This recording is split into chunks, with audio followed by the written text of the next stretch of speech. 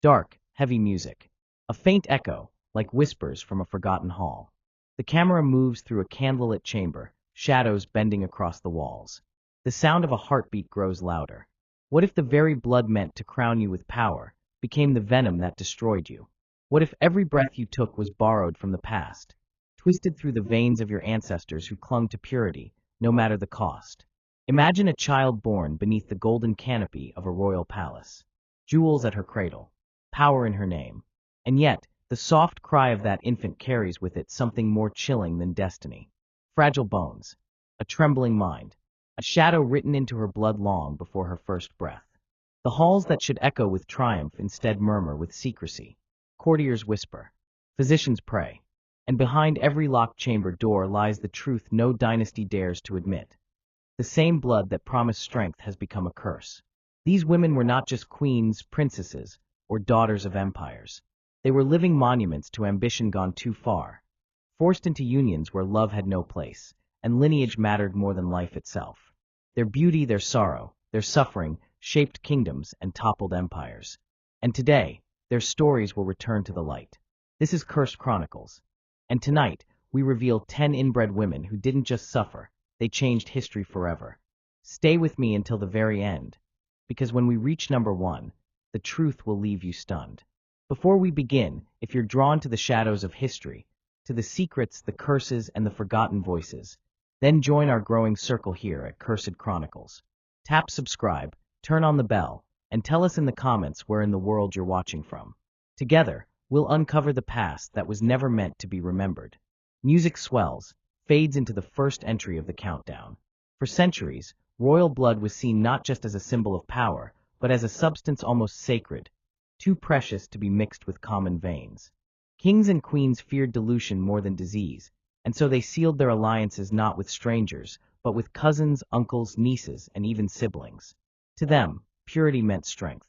To them, the throne could only be protected by keeping power locked within the family circle. But behind this pursuit of control lurked a price no crown could pay.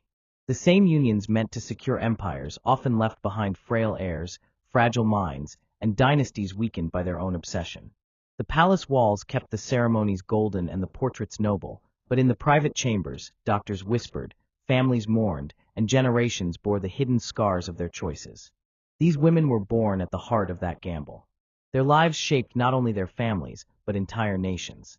Some rose to queenship, only to unravel under the weight of their bloodline. Others became pawns in political games that left their names etched in tragedy. Together, they form a haunting chronicle of how blood, when bound too tightly, can twist the course of history itself. And so tonight, we count down 10 women whose stories reveal not just the sorrow of inbreeding, but the way it altered the fate of kingdoms. Each of them carried the curse of their lineage, but in doing so, they also changed the world around them. If you are drawn to stories that history tried to bury, to the secrets carved deep in the bones of empires, stay with me until the end. And before we step into number 10, take a moment to join us here at Cursed Chronicles. Subscribe, turn on the bell, and tell us in the comments where you're watching from. Your support ensures these forgotten voices are never lost again. Now let us begin. Number 10. Number 10 takes us to Spain in the year 1830, where a fragile infant was placed in a cradle lined with velvet and guarded by centuries of royal pride. Her name was Isabella II, the long-awaited daughter of King Ferdinand VII. On the surface, her birth was a triumph, an heir to steady a kingdom shaken by uncertainty. But behind the celebration, her family tree told a more unsettling story. Isabella was the product of a union between uncle and niece, a marriage designed not for love, but to preserve power in the House of Bourbon. The branches of her lineage looped back on themselves like a tangled knot, her grandparents on one side doubling as her great-grandparents on the other. From the very beginning, her body carried the echoes of those choices. Illness shadowed her childhood, and whispers about weakness followed her wherever she went. At just 16, she was wed to her double-second cousin, another arrangement engineered to tighten the grip of her dynasty. The union brought 11 children into the world, yet only 5 survived infancy. Historians still debate whether her husband fathered any of them at all, their marriage haunted by scandal, distance, and secrecy. For Isabella, the throne was never just a seat of glory. It was a reminder that her life, her blood, and even her children were entangled in decisions made long before she was born. By the time she was dethroned, Isabella had become less a queen and more a living symbol of the hidden cost of purity. The empire she tried to protect fell into turmoil, and the dynasty she embodied revealed cracks too deep to repair. Her legacy lingers not in triumph, but in the quiet warning her story tells, that power built on fragile blood cannot last forever. And as we leave behind the dark halls of Spain, our journey moves deeper into the heart of Europe, to a woman whose very existence was proof of just how far royal families were willing to go in their pursuit of control. Number 9. Number 9 brings us to the glittering courts of Austria, where dynastic webs were woven tighter than silk and more suffocating than chains. Here we meet Marie-Louise of Austria, born in 1791, a child whose very birth embodied the mathematics of inbreeding. Her parents were not merely cousins, they were double first cousins, sharing both sets of grandparents. Where most children inherit a tapestry of varied ancestry, Marie-Louise's bloodline folded in on itself, leaving her with only 4 unique great-grandparents, half the normal number. From the moment she entered the world, her fate was bound not by her own choices, but by the cold calculations of empire. She grew up surrounded by siblings, yet nearly half of them never survived into adulthood. Fragile bodies and early graves were the unspoken toll of her family's obsession with keeping the Habsburg dynasty untainted by outside blood. For Marie-Louise, this legacy was not just numbers in a genealogy book. It was the faces of brothers and sisters lost too soon. At 18, her life took a dramatic turn. She was handed over in marriage to none other than Napoleon Bonaparte, the man who had once been the enemy of her family. To her father, this was not betrayal but strategy, a chance to cement peace and, above all, to secure a male heir for France. To Marie-Louise, it was a burden far heavier than any crown. She left behind her homeland, her family, and her identity, stepping into the role of Empress of France, her body and her bloodline once again treated as currency for political survival. And yet, it was through her that Napoleon gained what he long desired, a son, an heir to carry his empire forward. For a brief moment, the gamble appeared to succeed. But empires, like fragile lineages, can crumble overnight. Napoleon's reign fell. Their child was caught in the storm of exile and political maneuvering, and Marie-Louise herself was left a widow in all but name. Her story is not only one of personal tragedy, but of how a single woman, bred from a closed circle of blood, became the reluctant bridge between 2 of Europe's most powerful dynasties. Marie-Louise's life reminds us that the cost of such unions was not only genetic, but deeply human, measured in grief, in isolation, and in the relentless burden of duty. If stories like this fascinate you, take a moment to support Cursed Chronicles by subscribing and turning on the bell. And as you listen, let us know in the comments where in the world you're watching from. Your voice helps us keep these forgotten histories alive. From the grand halls of Vienna and Paris, our path now winds further west, where another royal woman carried the crushing weight of her family's choices. But unlike Marie-Louise, whose sorrow was masked by diplomacy, this queen's downfall was etched clearly into her mind and soul. Number 8. Number 8 takes us to Portugal in the mid-18th century, where a queen known as Maria I stepped into history under the weight of a bloodline already worn thin. She was called Maria the Pious by some, but to others she was remembered more chillingly as Maria the Mad. Behind both names lies a story of devotion and despair, shaped by generations of unions that bent nature to the will of dynasties. Maria's father, King Joseph I of Portugal, was bound by the same tradition that haunted Europe's thrones. Marry within the circle, keep the power close. Her mother, Maria Anna of Spain, carried the blood of the Habsburgs, one of the most entangled dynasties in Europe. By the time Maria was born, she represented the 16th close marriage between Iberian royals. A pattern so deeply entrenched it had become a chain around her family's future. As a young woman, Maria faced the same demand her ancestors had obeyed. To secure her crown and preserve her dynasty, she married her own uncle. It was a decision less about her will than about duty, a repetition of the cycle that had defined her family for centuries. The union produced children, but many did not survive, their fragile bodies silent testimony to the invisible toll of repeated inbreeding. For a time, Maria ruled with strength and conviction, a queen devoted to faith and to her people. But as the years passed, shadows began to gather in her mind. Whispers of instability grew louder.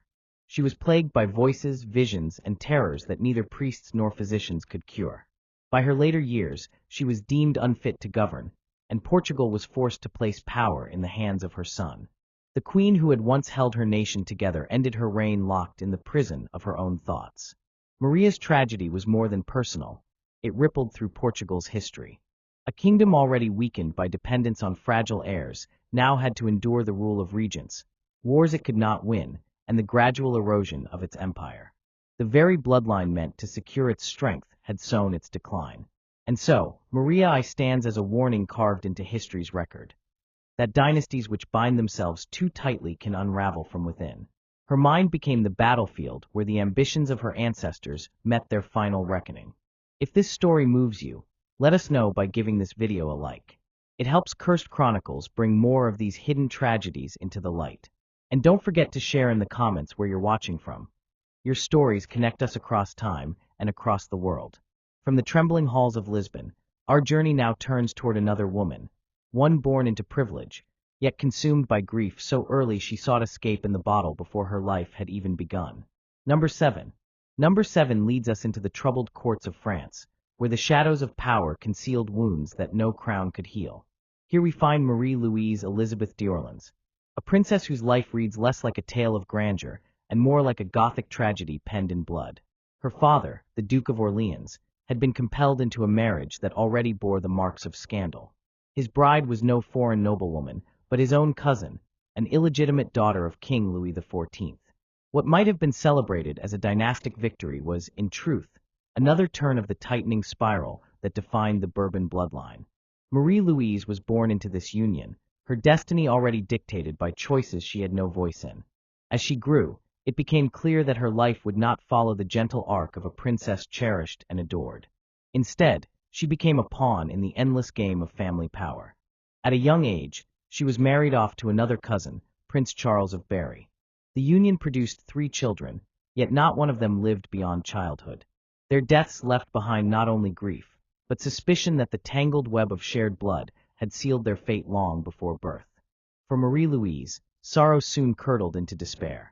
Reports from her time speak of a girl who turned to alcohol as early as 14, seeking solace in the only escape she could find. The wine cups in glittering halls masked the truth of her anguish, that every glass was both a rebellion and a cry for release. Courtiers saw her decline, but few intervened.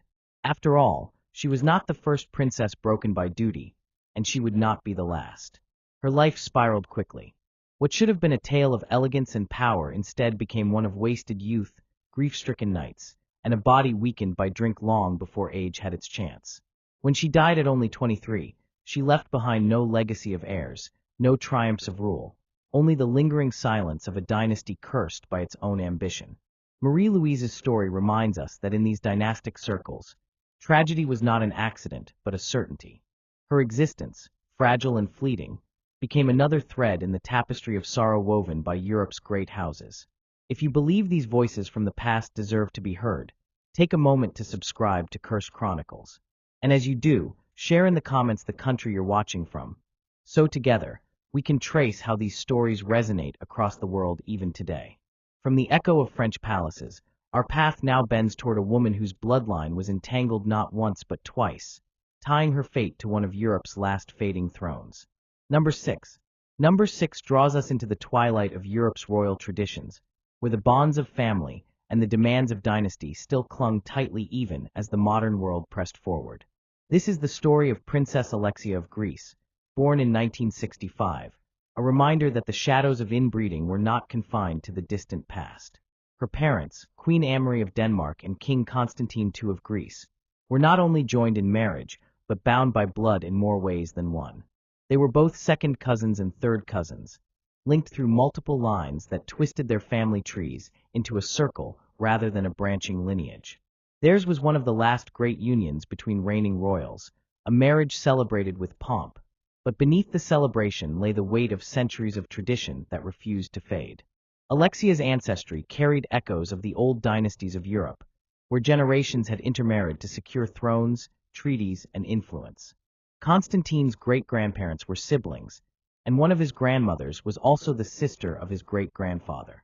Such knots in the family line were not mere curiosities. They were reminders of how far royal families would go to preserve the illusion of divine right and unbroken power. Though her parents' marriage was by many accounts affectionate, the blood that bound them was also the same blood that had carried frailty and decline through Europe's courts for centuries. Alexia and her siblings stood at the threshold of a world no longer ruled by monarchies in the old sense, yet they still bore the inheritance of choices made long before their time. Her story is a bridge, a line stretching from the entangled thrones of the past into the modern age, where the consequences of inbreeding still linger quietly in the veins of royalty. She was not a tragic figure like those who came before, yet her life marks the fading echo of a tradition that had shaped empires, for better or worse. And as we leave behind this glimpse of the modern, our journey now turns back into the depths of history, to a woman so enmeshed in her dynasty's tangled roots that her very existence mirrored the genetic burden of a child born to siblings. Number 5. Number 5 takes us into the heart of the Habsburg dynasty, a family tree so twisted it resembled less a branching oak and more a circle that endlessly folded in on itself. Here we meet Maria Antonia of Austria, born in 1669, a woman whose very blood carried the full weight of her dynasty's obsession with keeping power sealed within its own walls. The Habsburgs were notorious for their relentless intermarriage. Generation after generation, cousins wed cousins, uncles wed nieces, and the family line grew narrower with each union. By the time Maria Antonia was born, her ancestry had become so compressed that genetically she resembled a child born to parents who were full siblings. Her lineage was not a tree at all, but a loop, names repeating, marriages overlapping, and history closing in upon itself. Her life was bound to the fate of her family's ambitions. As the daughter of Leopold I, Holy Roman Emperor, she was seen less as a girl and more as a piece of dynastic strategy. Her marriage was another stitch in the tangled fabric of Habsburg power. But for Maria Antonia, the cost was heavy. She was sickly from youth, her body frail, her health declining as if her very blood was at war with itself. She gave birth to children, but their lives were short, their deaths echoing the pattern that haunted her family for centuries. Historians often focus on her infamous uncle, Charles II of Spain, whose deformities and illnesses became the symbol of Habsburg decline. Yet Maria Antonia's story, though quieter, was no less tragic. She lived as proof of what happens when ambition refuses to respect the limits of nature. Her death at just 23 years old was another toll taken by a dynasty that prized purity over survival. And though her name is not as widely remembered as other Habsburg rulers, Maria Antonia remains one of the starkest examples of how inbreeding can shape and doom a bloodline. If you want stories like Maria Antonia's to continue being unearthed and told, support Cursed Chronicles by subscribing now and turning on notifications. And tell us where in the world you're watching from, because history's shadows reach farther than we often imagine. From the cold courts of Vienna, our path now drifts back into the sands of ancient Egypt, where a dynasty believed itself divine, and where the cost of inbreeding would be etched forever in the tiny, lifeless forms of two royal daughters. Number 4. Number 4 carries us far back in time, to the golden sands and towering temples of ancient Egypt, where the pharaohs believed themselves not merely rulers but gods upon the earth. To preserve this divine status, their blood was kept sacred, bound within the family, sealed by unions that defied the natural order. And so we come to the children of Tutankhamun, two infant daughters whose short, silent lives tell one of history's most haunting stories. Tutankhamun himself was the product of a dynasty already strangled by inbreeding. His parents were brother and sister, their union not born of affection but of tradition, a ritual to maintain the purity of the so-called divine bloodline. When Tutankhamun ascended the throne, he married Ankhesenamun, his own half-sister. Together, they attempted to continue the practice that had defined their ancestors for generations. But nature does not bend to crowns or rituals. The mummified remains of their daughters, known only to us as 317A and 317B, bear witness to this truth. Born frail, their small bodies carried deformities that spoke of a bloodline stretched too thin. Neither child drew breath for long enough to claim a place in the world. They were entombed in silence, their tiny coffins placed beside their fathers, tokens of a dynasty collapsing under the weight of its own obsession. These children never ruled, never spoke, never even lived long enough to be remembered by name. And yet, in their stillness, they tell us everything. They are the final, fragile echo of Egypt's experiment with divine blood, proof that even kings who claimed the favor of the gods could not escape the laws of nature. Their existence marked the end of a line, their absence shaping the succession that followed and leaving Egypt vulnerable to the storms that came after. From the tombs of the Nile, the story of inbreeding does not fade. It winds forward through centuries, resurfacing again in Europe's royal halls, where a queen known as the Mad was not the only one broken by her lineage. Ahead waits another woman, her family tree knotted into impossibility, her life a mirror of a dynasty in decline. Number 3. Number 3 returns us to Europe, to the crumbling grandeur of the Habsburg dynasty, where beauty, wealth, and power could not conceal the slow unraveling written into their blood. Here we find Joanna of Castile, remembered by history with a cruel name, Juana la Loca, Joanna the Mad. Yet her madness was not born in isolation. It was the product of generations of intermarriage, a dynasty that prized control over survival and ambition over sanity. Born in 1473, Joanna was the daughter of Ferdinand of Aragon and Isabella of Castile, a union that itself was tangled in layers of familial ties. She inherited not only the vast crowns of Spain, but also the fragile legacy of a bloodline that had grown too close for comfort. From childhood, she was known for her intensity, her emotions sharp as steel, her mind restless and consumed by shadows. Her marriage to Philip the Handsome of Burgundy was celebrated across Europe as a triumph of dynastic alliance. But behind the pageantry, her private life was anything but golden. Philip was faithless, his betrayals open, his cruelty striking at the deepest parts of her soul. For a woman already carrying the fragile balance of her family's bloodline, the strain became unbearable. Her grief turned to obsession, her love to torment, her mind to a storm no one could calm. When Philip died unexpectedly, Joanna's sorrow devoured her. She refused to let his body be buried, traveling with his coffin as though love could defy death itself. Her actions scandalized Europe, but they also revealed the depth of her torment. Declared insane by her own family, Joanna was locked away in a convent, stripped of power while her son Charles ascended the throne. Her reign was erased, her story reduced to whispers of madness. And yet, through her, the blood of Spain and Burgundy merged, shaping the future of the Habsburg Empire.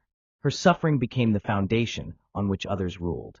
Joanna's tragedy was not just her own. It was the turning point of an empire, one woman's unraveling that altered the course of European history. If Joanna's story strikes you as both heartbreaking and unforgettable, let us know by giving this video a like. And don't forget to join the Cursed Chronicles family by subscribing. Tell us where you're watching from. Your presence keeps these voices alive across centuries and continents. From the convent walls of Castile, our path leads back to the ancient world once more, to a queen whose very name has been immortalized. A ruler who carried the full burden of inbreeding not as victim, but as weapon, a woman whose power was shadowed by the blood that bound her. Number 2. Number 2 takes us back to the ancient world, to Egypt's Ptolemaic dynasty, a family that carried the idea of royal purity to its most extreme conclusion. Here we encounter Cleopatra II, a queen whose life was both a triumph of power and a testament to the heavy toll of inbreeding. The Ptolemies were Macedonian Greeks who had ruled Egypt since the days of Alexander the Great.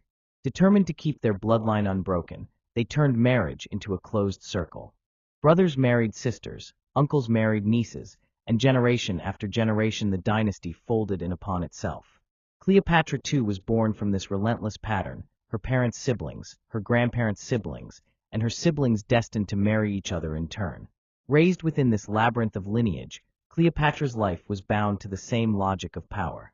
She married her own brother, Ptolemy VI, and later another, Ptolemy VIII, in a cycle that blurred the lines between family and politics. These unions were not matters of choice but of strategy, designed to keep Egypt's throne free of foreign influence. To outsiders it might have seemed grotesque. To the Ptolemies, it was the price of preserving their divine right to rule. But beneath the polished rituals of court, the strain of this obsession showed. Cleopatra's reign was marked by civil war, shifting alliances, and betrayals that tore her family apart. At one point she ruled alongside her daughter, who was also her niece, a relationship made possible only by the endless folding of her family tree. Each generation became more entangled, more fragile, until the dynasty itself began to falter. Yet Cleopatra II was no passive victim. She held the throne in her own right, commanded armies, and fought fiercely to protect her position. Even so, her power could not undo the burden of her blood.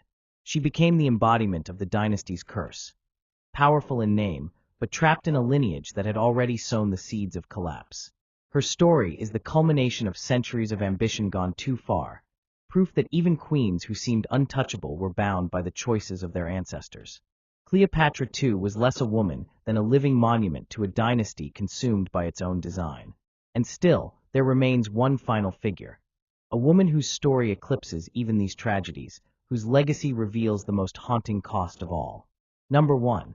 Number 1 brings us to France in the 17th century, where dynastic ambition and genetic decline converged in the figure of Anne of Austria. Though her title suggests Spanish birth, and was a Habsburg through and through, her veins carrying the tightly woven blood of one of Europe's most inbred dynasties. She was born in 1601, at a time when the Habsburgs controlled vast territories across Spain, Austria, and the Holy Roman Empire. Their power immense, but their lineage already fraying under the strain of repeated close marriages. Anne herself was the daughter of Philip III of Spain and Margaret of Austria, first cousins whose union symbolized the entrenchment of dynastic purity. From her earliest years, Anne was marked by fragility. Court physicians noted her frequent illnesses, her delicate constitution, and her struggles with fertility. These were not isolated afflictions, but the echoes of generations of bloodlines tied too closely together. When she was married to Louis XIII of France, it was hailed as a triumph of diplomacy, a bond between two great powers. Yet the marriage itself was cold, distant, and unfulfilled. For 20 years, and bore no surviving heir, her repeated miscarriages a source of despair in France and a looming threat to the Bourbon dynasty. The whispers in court grew louder. Was the queen cursed, or was her bloodline too fragile to produce the strength France demanded?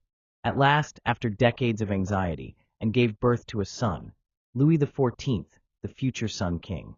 The boy who would transform France into the center of European power was born from a lineage fraught with weakness, his very existence a miracle against the odds. Yet behind his glory stood the silent suffering of his mother, a woman who endured loss after loss before delivering the heir who would change history. In Anne of Austria, we see the paradox at the heart of inbred royalty. She suffered from the frailties of her lineage, yet through her, France gained the ruler who defined an era. Her story is not just one of sorrow, but of how even the most fragile blood can alter the course of nations. From the candlelit palaces of Madrid to the gilded courts of Paris, from the tombs of Egypt to the forgotten convents of Spain, these women's lives reveal a truth dynasties tried to bury, that the same blood meant to secure power often became its undoing. If you have journeyed with us this far into the shadows of history, join our circle here at Cursed Chronicles. Like this video, subscribe, and share in the comments where in the world you're watching from. Together, we keep alive the stories that once echoed only in whispers, stories that remind us power is never without its price.